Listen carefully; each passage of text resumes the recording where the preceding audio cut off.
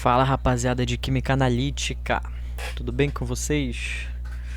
Então, hoje a gente vai dar continuidade nos nossos estudos sobre Química Analítica Quantitativa.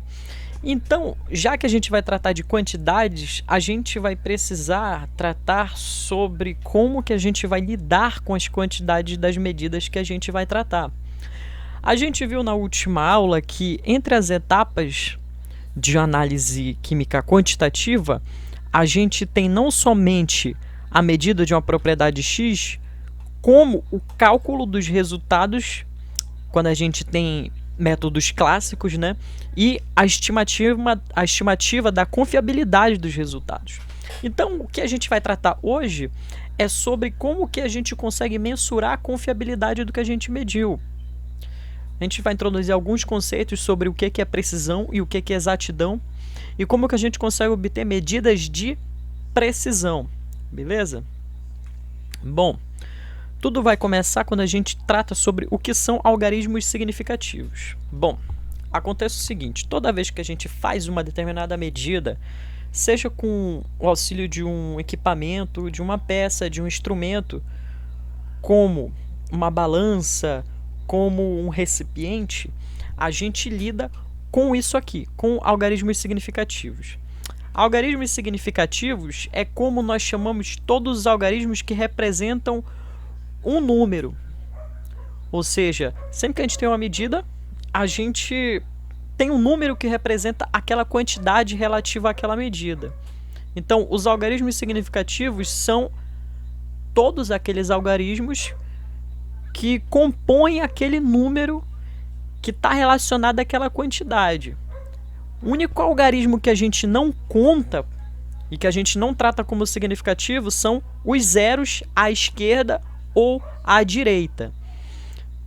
Porém, detalhe importante, num número, o algarismo zero vai ser tratado como algarismo significativo se ele estiver entre dois outros algarismos, beleza?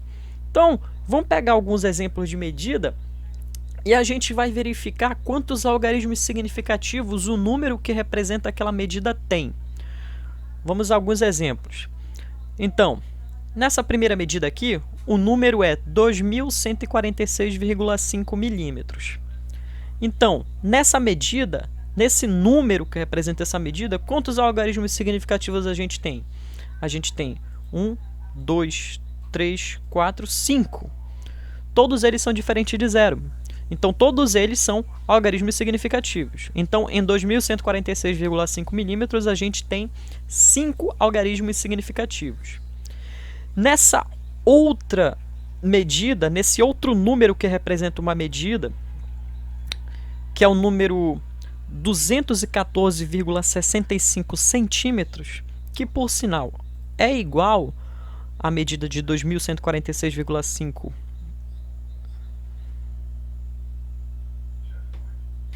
que é igual à medida de 2146,5 milímetros, a gente tem quantos algarismos significativos? A gente tem também 1, 2, 3, 4, 5. Então, em 214,65 centímetros, a gente tem também 5 algarismos significativos. Diferente desta outra medida aqui, ó, 11,250 gramas. Quantos algarismos significativos tem nesse número? Bom, a gente tem 1, 2, 3, 4 algarismos que são diferentes de zero. Esse zero aqui é um zero à esquerda, ou desculpa, à direita. Então, sendo um zero à direita, ele não é tratado como algarismo significativo. Logo, a quantidade de algarismos significativos em 11,250 gramas é 4. Quais são eles? 1, 2 e 5. Esse zero à direita não conta, não é algarismo significativo. Beleza? Por quê? Porque a gente pode eliminar esse algarismo que vai representar a mesma medida. 11,25 gramas é a mesma coisa que 11,250. Então, esse zero não é algarismo significativo. Vamos a outro exemplo.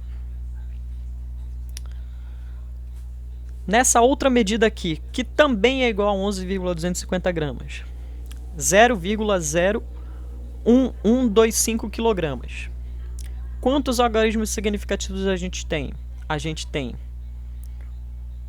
1, 2, 3, 4, que são os 4 algarismos diferentes de zero. E esse zero aqui, como vocês estão observando, assim como esse outro, são zeros à esquerda. Então, sendo zero à esquerda, não é algarismo significativo. Então, a gente tem só 4 algarismos significativos, beleza? Então, é assim que a gente quantifica quantos algarismos significativos a gente tem nas nossas medidas, beleza? Porém, como a gente viu, né? Zeros à direita e à esquerda não contam. Porém, se a gente tiver zero entre outros dois algarismos significativos, então ele vai contar. É o caso desse último exemplo. 10,5 ml, a gente tem 1 e 5 como algarismos significativos e o zero está entre o 1 e o 5. Beleza? Então, estando o zero entre 1 e o 5, ele é significativo, beleza? Então, a gente tem, na verdade, aí 3 algarismos significativos nesse quinto exemplo. Aí alguém pode perguntar, beleza, eu sei porque no 11,250 esse zero não é significativo, porque se eu tirar esse zero à direita não vai fazer diferença. Bom, isso daí ficou claro. Mas aí alguém pode perguntar, pô, essa parte aqui eu entendi nesse terceiro exemplo. Mas nesse 0,01125, por que esses outros dois zeros eu não conto como algarismo significativo? Porque se eu tirar esse zero aqui, a medida vai ficar totalmente diferente, né? 0,01125 é diferente de 0,1125, que é um número maior, né? Então, pessoal, a explicação é a seguinte. Lembram quando a gente tratou sobre notação científica?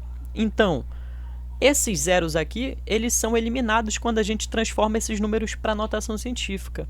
E isso explica por que tanto os zeros à direita quanto os zeros à esquerda não são algarismos significativos. Beleza? Quer dizer, se eu fosse transformar o 11,250 gramas para a notação científica, esse zero depois do 250 ia desaparecer. Se eu fosse transformar esse 0,01125 para a notação científica, esses outros dois zeros aqui à esquerda também iam desaparecer. Então, por isso que nem os zeros à esquerda nem à direita a gente trata como significativo. Ficou claro isso aí? Então, essa é a primeira coisa que a gente tem que entender sobre algarismos significativos. Porque nas nossas medidas eles vão aparecer. Quando a gente for lidar com uma balança, por exemplo, a gente pode ter muito bem essa medida de 11,250 gramas. Quando a gente for lidar com uma peça volumétrica, a gente vai ter medidas como 10,5 ml. Então, isso vai influir em quê? Na nossa tratativa com os resultados das análises. Isso vai influir no seguinte. Vai influir quando nós precisarmos fazer isso aqui. Cálculo dos resultados ou estimativa de confiabilidade. Por quê? Quando nós fazemos cálculo de resultados e estimativas de confiabilidade, a gente vai fazer operações com esses algarismos significativos. E se a gente vai fazer operações, a gente tem que levar em conta algumas regras que estão relacionadas aos algarismos significativos. Eu vou mostrar essas regras agora para vocês. Bom, então vamos finalmente chegar nessa parte sobre cálculos com algarismos significativos. Bom, a questão é a seguinte. A regra é, sempre que o último algarismo significativo for maior ou igual a 5, a gente pode arredondar uma unidade para cima. Por outro lado, se o último algarismo significativo for menor que 5, a gente tem que manter o número do jeito que ele está. Vamos pegar alguns exemplos aqui, pessoal. Esse aqui, ó, 10,5 ml. Por essa regra, o último algarismo significativo é quem? O 5, não é? Então, o 5 é igual a 5. Então, a gente pode arredondar uma unidade para cima de que maneira?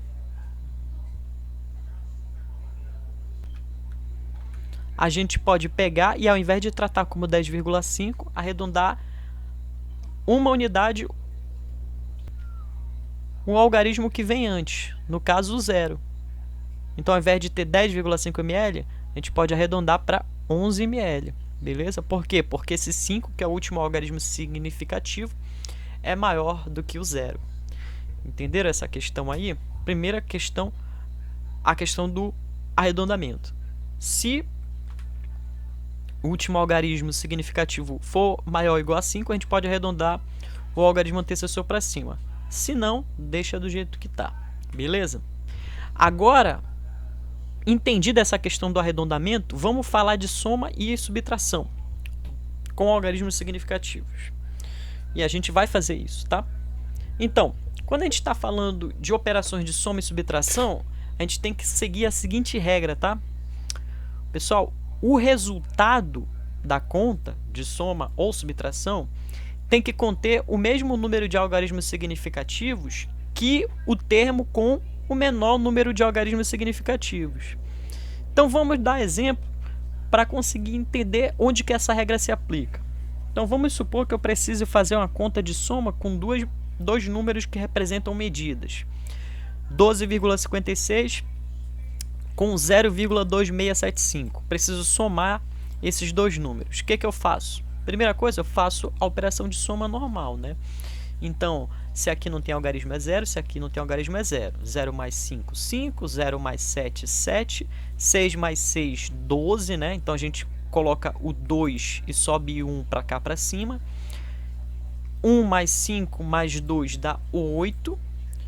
Aí a gente acompanha a vírgula e 2 mais 0, 2 e 1 mais, como aqui não tem algarismo é 0, né? 1 mais 0, 1. Então, o resultado dessa conta é 12,8275.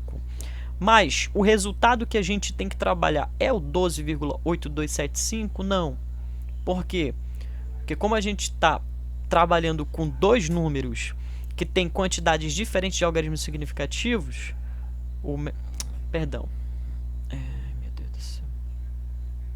são dois números que têm a mesma quantidade de algarismos significativos, porém o resultado tem uma quantidade diferente, né? Cada um deles tem 4 algarismos significativos, mas o resultado tem 6 algarismos significativos. Então, o que eu preciso fazer? Eu preciso usar no resultado não os 6 algarismos significativos. Eu tenho que usar o termo, a quantidade de algarismos significativos do termo que tenha menos.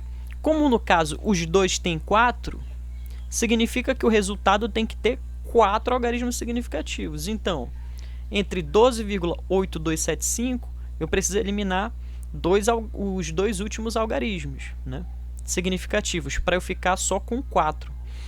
Então, o que eu tenho que fazer? O 5 eu elimino e o 7 eu vou eliminar também. Só que, se eu eliminar o 7, como o 7 é o quê? Maior ou igual a 5, o que eu vou fazer? Eu vou arredondar o antecessor. Como o antecessor é o 2 vai ser acrescido de uma unidade, então vai ficar 3, né? O último algarismo. Então, 12,8275 eu não utilizo. Eu utilizo o 12,83, que é um número com a quantidade de algarismos significativos do menor termo na operação e que acompanha a regra de arredondamento, beleza?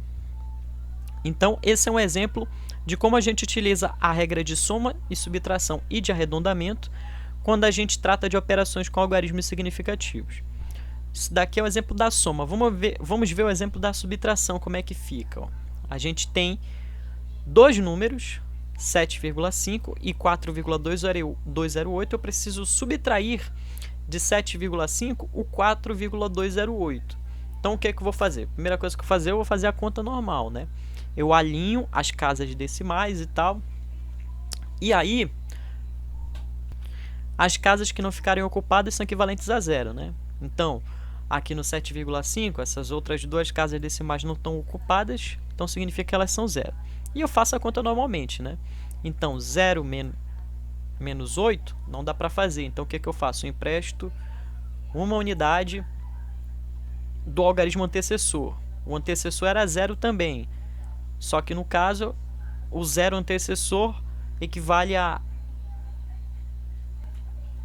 O 0 antecessor, portanto, não posso emprestar. Então, o que eu faço? O antecessor vai emprestar uma unidade do 5. Então, 5 vai ficar 4, né? E aí, o antecessor fica 10, né? E aí, com isso, emprestando 1 de 10, eu vou ficar com 10, né? Que aqui era 0. Então, 10 menos 8 fica 2. Se eu tirei uma unidade do 10, então ficou 9. Então, 9 menos 0 é 9. E como aqui eu já tinha emprestado uma unidade, ficou 4, né? 4 menos 2, 2. Por último, 7 menos 4, 3. Então, 7,5 menos 4,208 dá 3,292.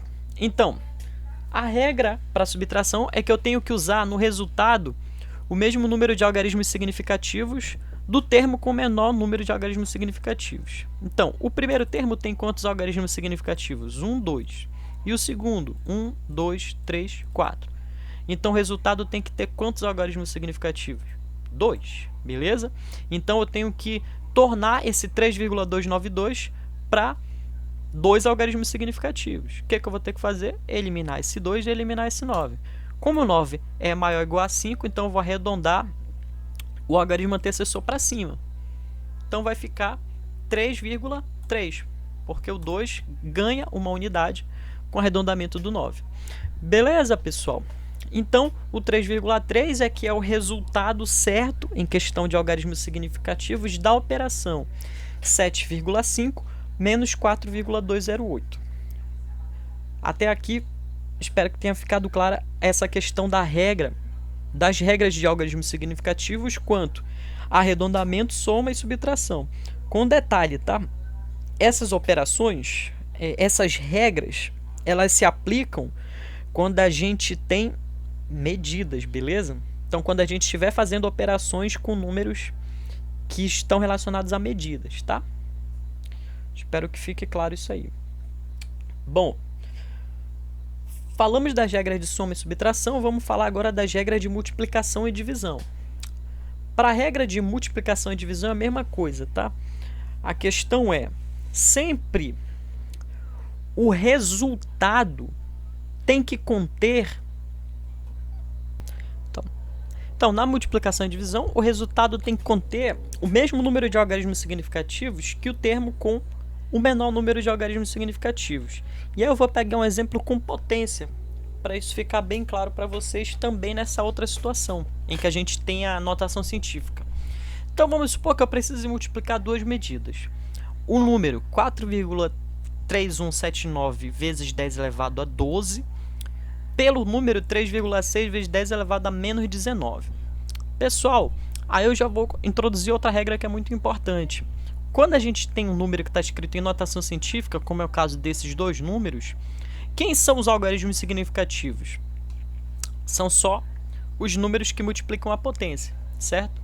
Ou seja, em 3,6 vezes 10 elevado a menos 19, os algarismos significativos são 3 e 6. Em 4,3179 vezes 10 elevado a 12, os algarismos significativos são 4, 3, 1, 7 e 9, ou seja, 5 algarismos. Então, estou multiplicando o número que tem 5 algarismos significativos por outro que tem 2 algarismos significativos somente. Então, o resultado dessa conta de multiplicação tem que ter quantos algarismos significativos? A quantidade de algarismos significativos do número do termo que tenha a menor quantidade, ou seja, 2, que é o caso desse 3,6 vezes 10 elevado a menos 19. Então, eu faço a conta normalmente, né? Multiplico um fator pelo outro, 4,3179 por 3,6 dá 15,5444, e multiplico uma potência pela outra, 10 elevado a 12 vezes 10 elevado a menos 19 dá 10 elevado a menos 7.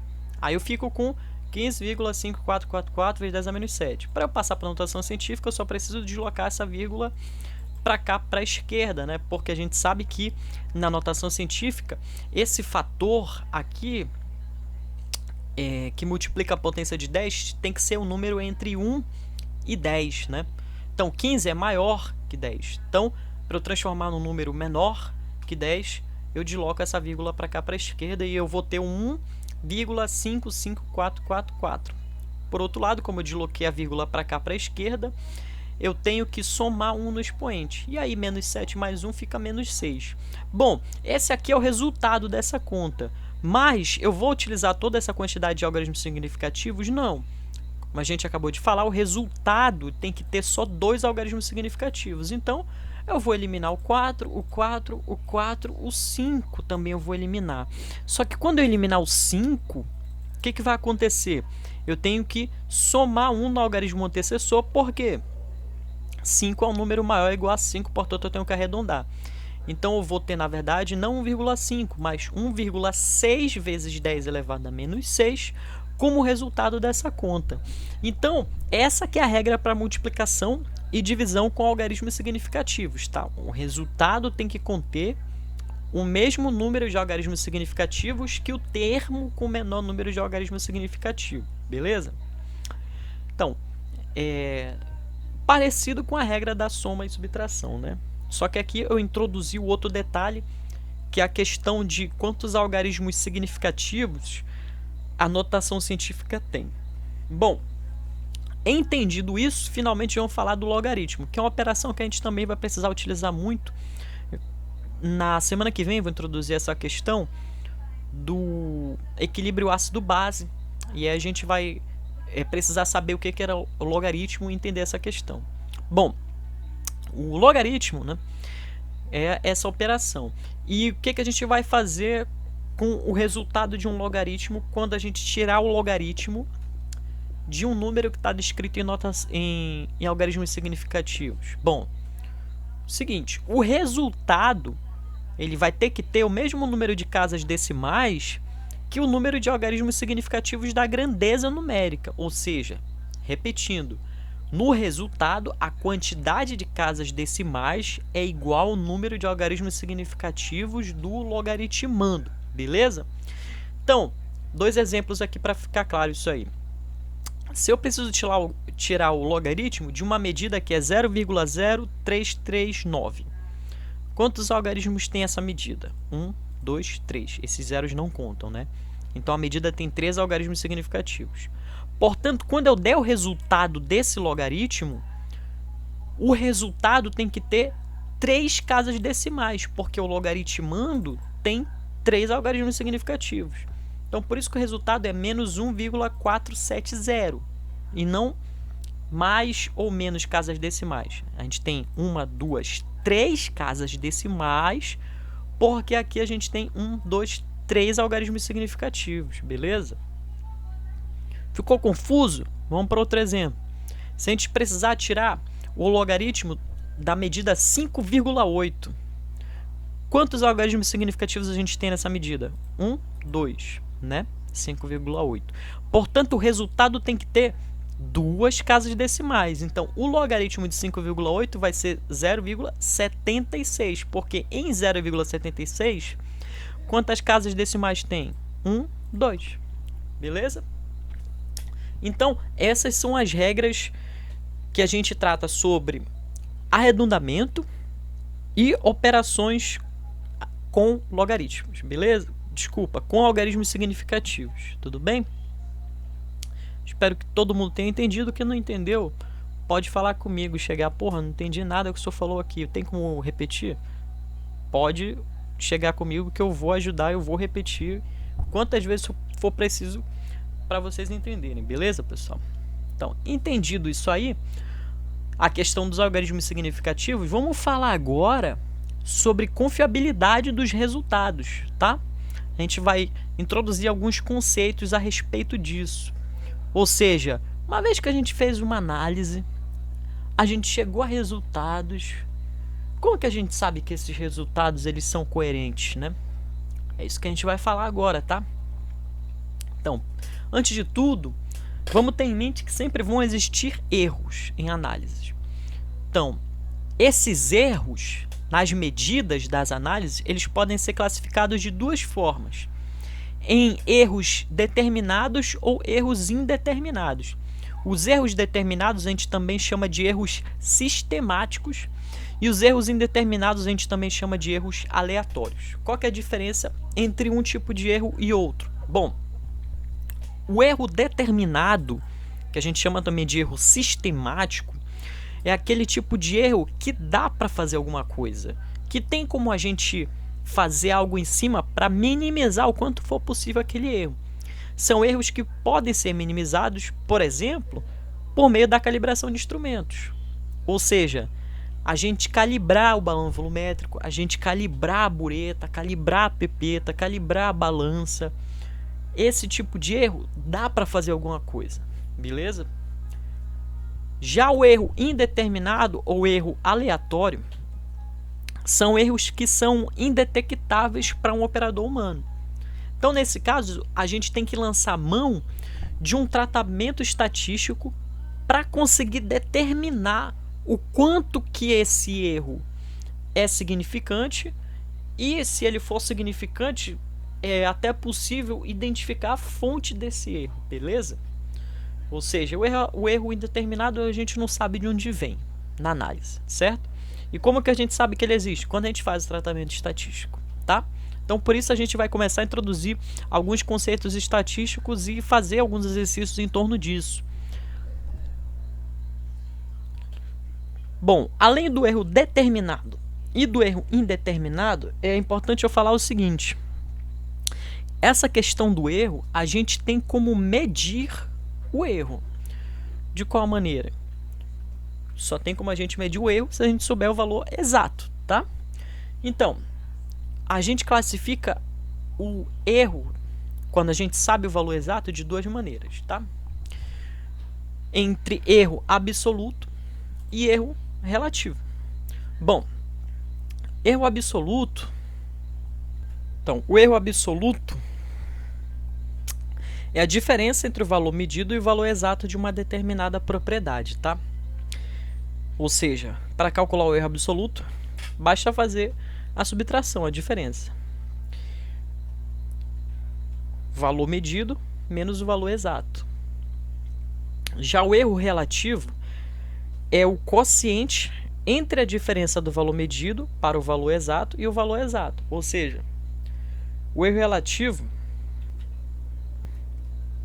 relativo é calculado como uma porcentagem, tá?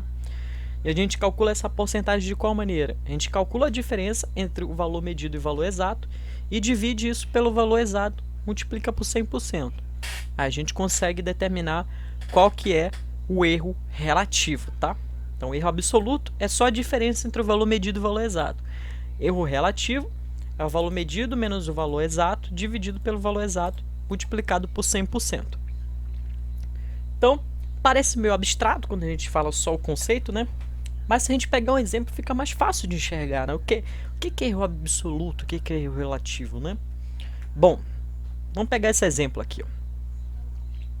Considere o caso de um operador que aferiu o volume de um líquido em uma bureta como 24,50 ml. Quando o valor exato para aquela bureta que está calibrada é de 25,00 ml. Beleza? Então, determine o erro absoluto e o erro relativo percentual cometido pelo operador. Então, como é que a gente faz? Erro absoluto é só a diferença entre o valor medido e o valor exato. Então, qual foi o valor medido? 24,50. Qual foi o valor exato? 25. Então, 24,50 menos 25 dá menos 0,50. Então, a gente pega só o valor absoluto e exclui o sinal. E a gente tem o erro absoluto. Portanto, o erro absoluto nesse caso foi de 0,50. Tá? Como é que a gente fez? Valor medido menos o valor exato. Valor medido, 24,50. Valor exato, 25. 24,50 menos 25 dá menos 0,50. Como a gente pega só o valor absoluto, o erro absoluto é 0,50. Tudo bem? Muito fácil, né? Mas e o erro relativo? Como é que a gente faz?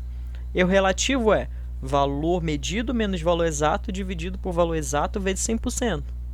Então, valor medido, 24,50. Valor exato, 25. 24,50 menos 25, menos 0,50. Como a gente tira só o valor absoluto, fica 0,50.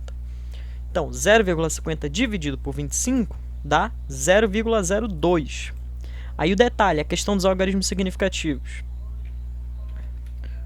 Quantos algarismos significativos tem o termo com menos algarismos significativos? Tem 1, ó. 0,50 tem um algarismo significativo. E aí, quando a gente divide por 25, o resultado é 0,02, porque 0,02 também tem só um algarismo significativo, tá? Então, tá certo. Então, 0,50 dividido por 25 dá 0,02. Quando a gente multiplica por 100%, dá 2%. Beleza? Ou seja, nessa medida que o operador fez, o erro absoluto foi de 0,50 e o erro relativo foi de 2%. Só fazer a conta certinho que dá os 2%, beleza? Então, a gente conseguiu entender e praticar o que é erro absoluto, o que é erro relativo, tá? Agora vamos falar sobre dois conceitos que estão relacionados com isso que a gente está falando aqui. Exatidão e precisão. A gente utiliza no cotidiano como se fossem coisas iguais, mas não são coisas iguais, são coisas muito diferentes entre si. A gente precisa ter isso muito claro em química analítica, tá? Então, a exatidão é uma estimativa da diferença entre o valor experimental, ou seja, o valor medido, e o valor considerado como verdadeiro para aquela medida. É esse caso que a gente está tratando agora há pouco, nesse exemplo do volume da bureta. A gente sabia o valor verdadeiro, que era de 25 ml. Então, exatidão é a diferença entre o valor medido e o valor verdadeiro. Quanto menor for essa diferença, maior vai ser a exatidão. Por isso que a gente expressa a exatidão por meio dessas medidas, o erro absoluto e o erro relativo. Tá? Então, isso é exatidão. É a diferença entre o valor medido e o valor exato. O valor verdadeiro. Já a precisão, ela não tem a ver com a exatidão. A precisão é a concordância dos valores experimentais entre si. Pode ser expressa por meio das medidas estatísticas, como média, desvio médio, variância, desvio padrão, amplitude e outros que a gente vai ver nessa aula aqui. Então, esse exemplo aqui do alvo com as marcas mostra pra gente qual que é essa diferença entre o conceito de exatidão e precisão. Então, nesse alvo aqui, o centro do alvo seria o valor exato. E as marcas de tiro são o nosso valor medido. Então, nesse caso A, a gente tem marca de tiro aqui nessa periferia, outra aqui mais no centro, outra aqui mais no centro, outra aqui, tudo longe uma da outra, né? Longe uma da outra e longe do alvo, do centro do alvo. Portanto, a gente tem aqui uma situação que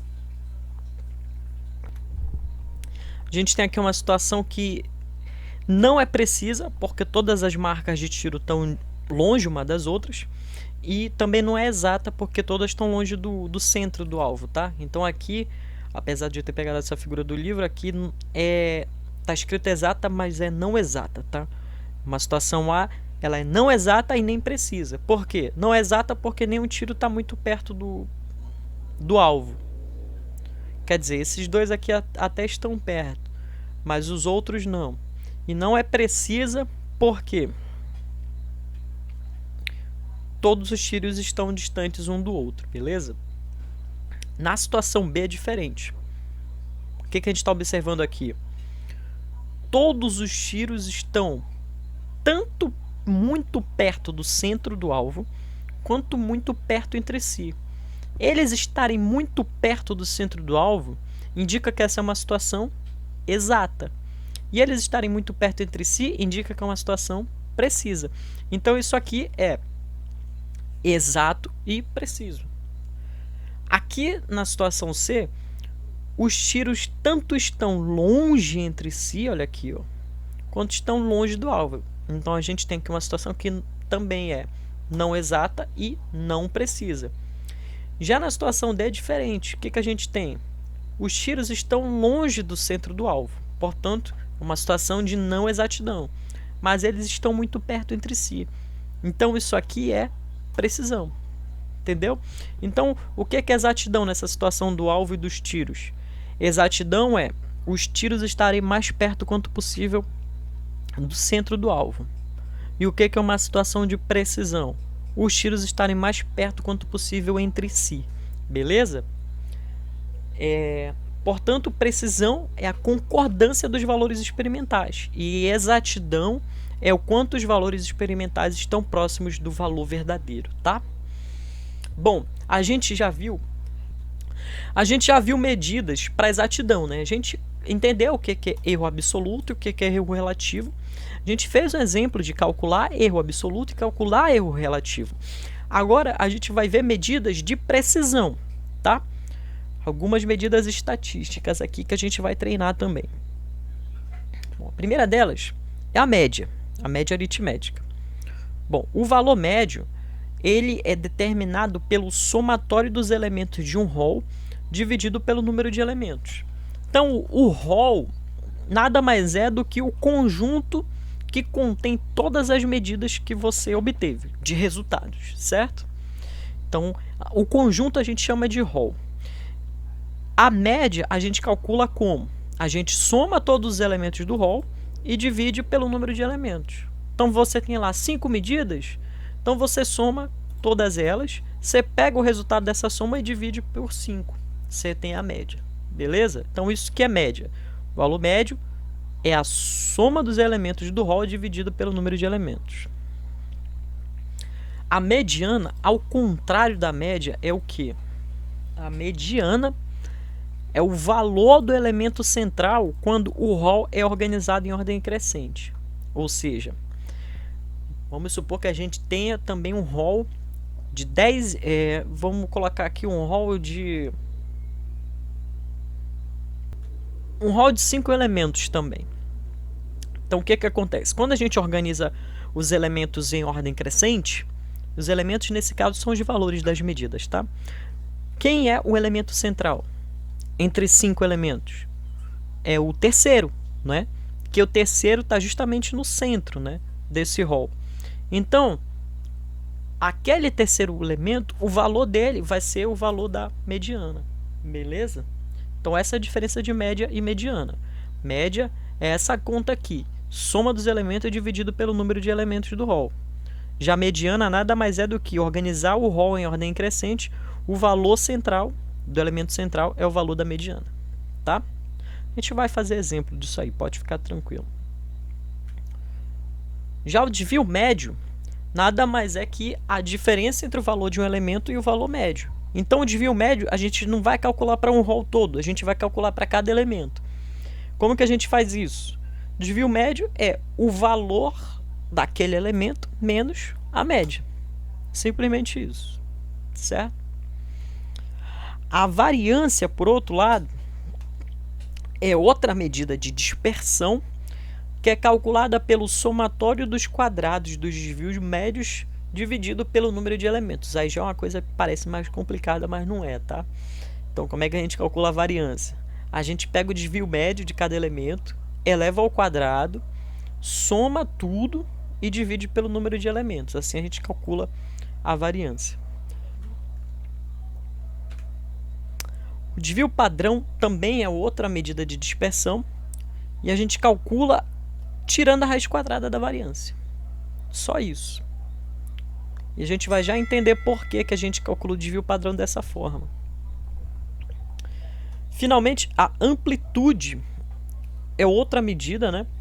Que é uma medida entre o valor máximo e o valor mínimo de um elemento de um rol. Então, se organizou o rol em ordem crescente. Como é que calcula a amplitude? Que a gente também chama de faixa, né? É o valor máximo menos o valor mínimo. Beleza? Então, vamos pegar todos esses conceitos de medida de dispersão, aplicar um exemplo para ver se a gente conseguiu entender. Beleza? O exemplo é esse aqui, ó. Considere o caso de uma análise volumétrica para a determinação da concentração de um ácido em uma solução. Foram feitos 5 testes por um operador que resultaram nas seguintes medidas de volume de hidróxido de sódio representada no seguinte rol. Então esse é o rol das medidas que o operador fez. Ele fez as medidas e chegou à conclusão dos resultados da análise dele, que o volume de hidróxido de sódio utilizado foi 22,52 ml no primeiro teste, 22,48 ml no segundo, 22,49 ml no terceiro, 22,53 ml no quarto e 22,49 ml no quinto. Beleza. O que a gente precisa fazer, né? Calcule para os resultados da seguinte análise: a média, B, mediana, C, desvios médios de cada elemento, D, variância, E, desvio padrão e F, amplitude. Então a primeira coisa que a gente vai fazer antes de calcular tudo isso é organizar o rol em ordem crescente. A gente vai precisar fazer isso em algum desses casos. Então a gente já organiza o rol em ordem crescente. O que a gente faz? A gente pega todos esses elementos aqui e vamos organizar do menor para o maior. Quem que é o menor? 22,48. Então esse é o primeiro. Quem é o segundo menor? 22,49. Então esse é o segundo. Tem 22,49 de novo. Então esse é o terceiro. O quarto maior é o 22,52 e o maior é o 22,53, certo? Então a gente organizou o rol em ordem crescente. O que a gente precisa fazer agora? Tá aqui ele organizado em ordem crescente, né? Então a gente vai calcular a média fazendo a soma dos elementos desse rol e dividir pelo número de elementos. Ou seja, a gente pega e soma 22,48 mais 22,49 mais 22,49 mais 22,52 mais 22,53. Essa conta aqui em cima dá 112,51. Quando a gente divide por 5, que é o número de elementos do rol, a gente fica com 22,50. Portanto, a média dos resultados na análise é 22,50 ml. Então a gente já calculou a média, né, dos resultados.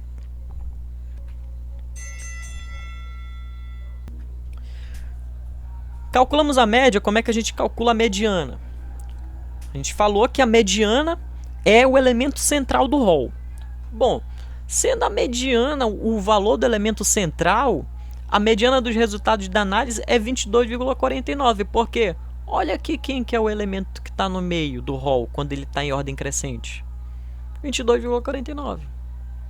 Portanto, a média dos resultados é 22,50 ml e a mediana dos resultados é 22,49 ml. Beleza, pessoal? A gente calculou a média, calculou a mediana. Entendido? Como que a gente calcula a média e como calcula a mediana? Estando entendido, vamos para frente. Como é que a gente calcula os desvios médios de cada elemento? A gente viu que a gente calcula o desvio médio simplesmente subtraindo, calculando a diferença entre o valor do elemento e a média. A média a gente acabou de ver que é 22,50. Então, quanto que vai ficar o desvio médio para cada elemento? Bom, o primeiro elemento é 22,48. Então, a gente subtrai de 22,48, 22,50. Quanto que vai ficar o desvio médio? Menos 0,02, quando a gente faz essa continha. O mesmo a gente faz para o segundo elemento, a gente fica com menos 0,01. Para o terceiro, a gente fica com menos 0,01. Para o quarto, né, 22,52 menos 22,50, que é a média, fica 0,02. E para o quinto, né, 22,53, 22,53 menos 22,50 dá 0,03. Então, esse é o valor do desvio médio. Esses são os valores dos desvios médios de cada elemento, tá? Então, calculamos os desvios médios. Agora vamos falar da variância. Pô, parece uma coisa muito complicada, né? Mas como é que a gente faz para calcular a variância? É relativamente simples, tá? O que a gente está vendo aqui, que é como a gente calcula a variância? É o somatório dos quadrados dos desvios médios de cada elemento, dividido pelo número de elementos, tá? Então, como é que a gente faz? Ó? O que está escrito aqui dentro? Um elemento menos a média, essa diferença elevada ao quadrado, tá? Então, é isso que a gente vai fazer para cada elemento. A nossa conta fica, ó, primeiro elemento, 22,48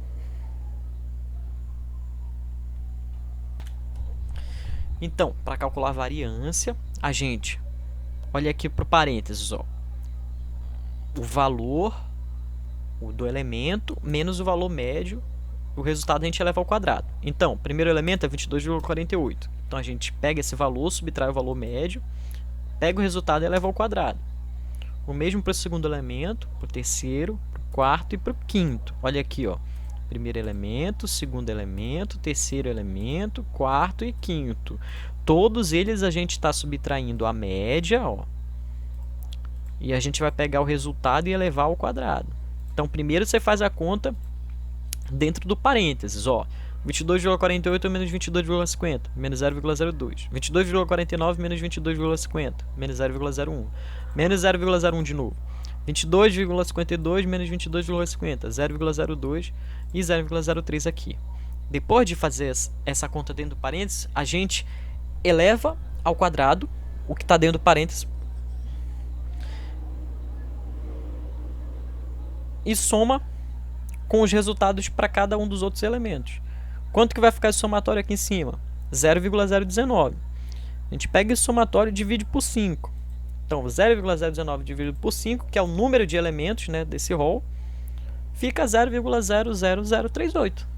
Então, esse 0,0038 é, enfim, a variância, que em notação científica fica 3,8 vezes 10 a menos 4, né? Portanto, a variância dos resultados dessa análise é 3,8 vezes 10 a menos 4 ml. E aí que eu falei da questão, pô, por que a gente utiliza desvio padrão se já tem variância, né? Pessoal, não parece um número fácil de enxergar, né? Para medir a dispersão, né? Quando a gente viu quem são os dados do nosso rol, 22,48, 22,49, pô, parece tudo muito fácil de entender essas medidas. Quando a gente olha que a variância é de 3,8 vezes 10 a menos 4, não parece ter relação para a gente conseguir medir o quanto que os dados estão dispersos uns dos outros, entendeu? Então, o que a gente precisa fazer? A gente precisa calcular o desvio padrão. E a gente calcula o desvio padrão como? Tirando a raiz quadrada da variância. Ou seja, se a variância deu 0,00038, então o desvio padrão vai ser a raiz quadrada de 0,00038, que dá 0,019. Olha aí, parece uma coisa muito mais palpável quando a gente olha para o rol. Que o desvio padrão seja de 0,019. Ou seja, quando a gente olha para o rol todo, em relação ao valor central, os valores das medidas, em relação ao valor central não, em relação ao valor médio, os valores se desviam em torno de 0,019 ml, né? Portanto, o desvio padrão dos resultados da análise é 0,019 ml. Ou seja, essa medida da dispersão de resultados é de 0,019 ml. Um valor muito mais fácil da gente entender o sentido de dispersão do que a variância, né? Como vocês estão vendo aqui. Beleza? Então, o desvio padrão é uma medida de dispersão muito usada. E, finalmente, a gente tinha que calcular a amplitude, né? Amplitude é simplesmente valor máximo menos valor mínimo. Quem é o valor máximo do nosso rol? 22,53 ml. Valor mínimo, 22,48. 22,53 menos 22,48 dá 0,05. Portanto, a amplitude dos resultados da análise é 0,05 ml. Então, tudo isso aí são medidas de dispersão que servem para a gente enxergar mais ou menos o quanto os resultados da nossa análise são precisos. Não o quanto eles são exatos, o quanto eles são precisos, né? Eles são relativamente precisos, né? Porque se a gente tem medidas que estão na faixa de 22,50 ml na média, né? E a gente tem um desvio padrão de só 0,019 ml, então significa que os valores não estão muito distantes entre si. Como de fato a gente consegue enxergar que eles não estão muito distantes. Portanto, a gente tem um nível de precisão bom na análise. Entenderam? Então, para isso que serve todas essas definições estatísticas, para a gente ter uma medida da precisão dos nossos resultados. Bom, entendido tudo isso, todos esses conceitos de média, mediana, desvio médio, variância, desvio padrão e amplitude, vamos agora falar de uma outra ferramenta estatística que é extremamente útil para a gente ter uma noção da dispersão dos nossos resultados e com isso a gente quantificar a precisão da nossa análise.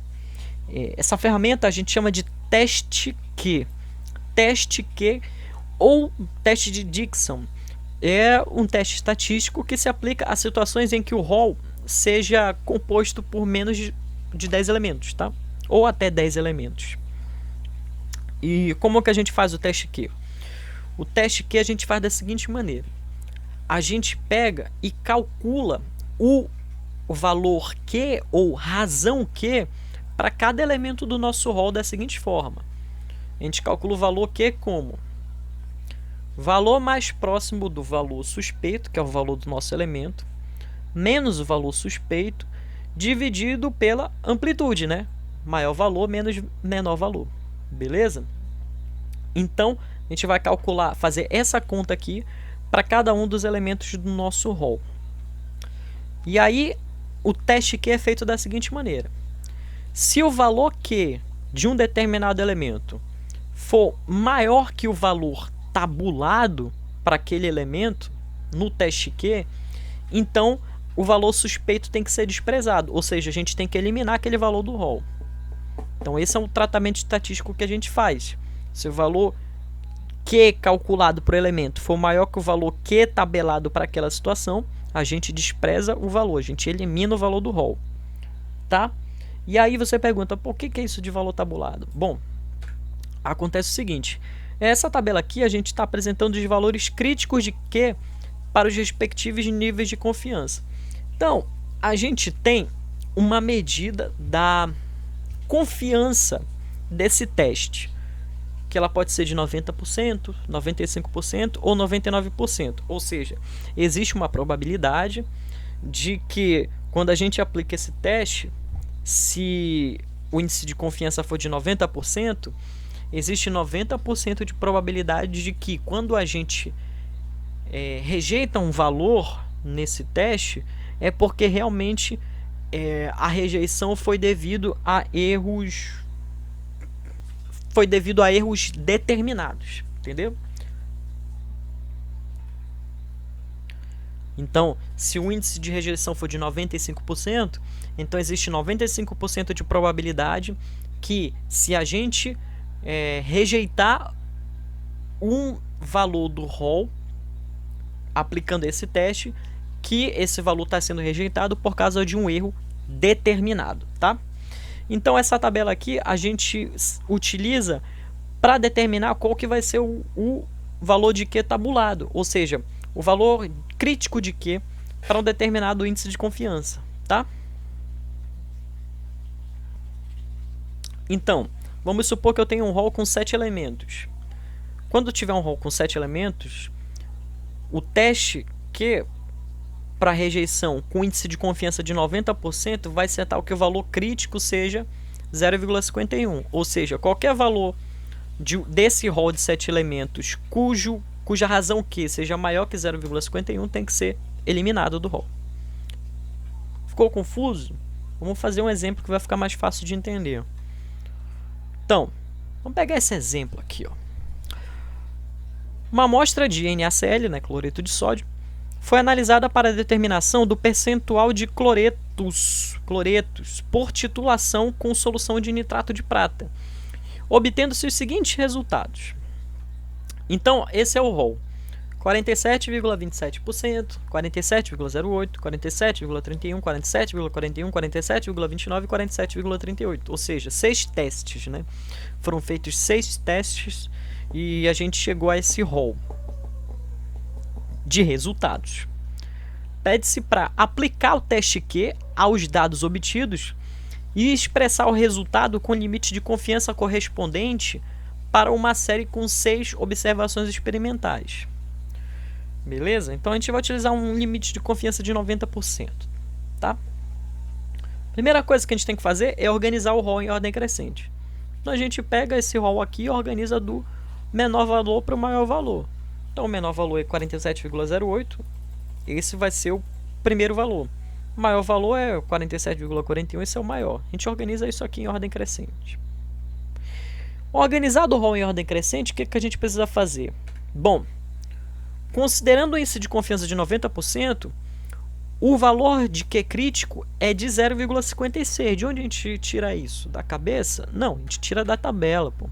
Olha aqui, ó. Se a gente tem 6 testes, qual que é o valor crítico para 90% de confiança?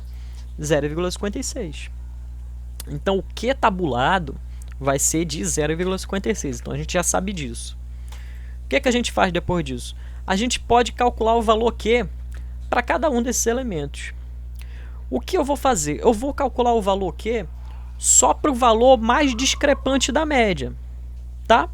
Quando a gente calcula a média aqui desse rol, essa média dá 47,29, tá?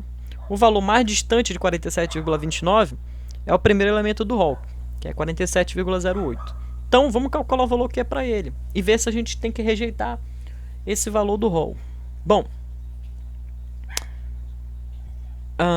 tá aqui, né? Tá. O valor Q é calculado com o valor mais próximo do valor suspeito menos o valor suspeito dividido pelo maior valor menos o menor valor, né, do rol. Então, quem que é o nosso valor suspeito? É o primeiro elemento do rol, 47,08. Quem que é o valor mais próximo dele? O segundo elemento, 47,27. Quem que é o maior valor do rol? 47,41. E o menor valor é o próprio 47,08. Então, o que a gente vai fazer? A gente vai fazer essa conta aí, ó. Valor mais próximo do suspeito, 47,27. Menos valor suspeito, 47,08. Maior valor, 47,41. Menor valor, 47,08. Essa conta de cima, essa subtração aqui, vai dar 0,19. E a amplitude, né, que é o maior valor menos o menor valor, dá 0,33. 0,19 dividido por 0,33 dá 0,58. Então, o valor de Q calculado para o primeiro elemento é 0,58. Bom, uma vez que 0,58 é maior que 0,56, significa que o valor de Q calculado é maior que o valor de Q tabulado. O que isso significa? Significa que o primeiro elemento está muito discrepante em relação aos demais do rol. Logo, o valor 47,08 tem que ser descartado do rol. Ou seja, nesse primeiro tratamento estatístico, que é o teste Q, o que a gente faz? A gente elimina o 47,08 e com isso o nosso rol vai ter que ter só todos os outros 5 elementos. Ou seja, significa que 47,08 é um valor em que provavelmente está muito discrepante do rol devido a um erro determinado. Beleza, pessoal? Então, para isso que serve o teste Q. É uma medida de dispersão, ou seja, da precisão dos resultados da nossa análise. Certo? Então, espero que todo mundo tenha entendido essa aula em que a gente tratou de muita coisa sobre estatística, que é importante porque, como eu falei, em análise quantitativa, a gente está falando de quantidade, a gente está falando de números, então a gente tem que dar uma estimativa da exatidão e da precisão desses resultados dessa análise, beleza? Então, com isso a gente finaliza essa aula de hoje. Qualquer dúvida, podem me consultar, eu vou lançar uma lista de exercícios referente a esse material. E é isso, pessoal. Agora a gente vai virar mesmo para análise quantitativa. Vamos ter muita conta. A química vai se encontrar legal com a matemática, beleza? Então é isso, pessoal. Um abraço, bom estudo.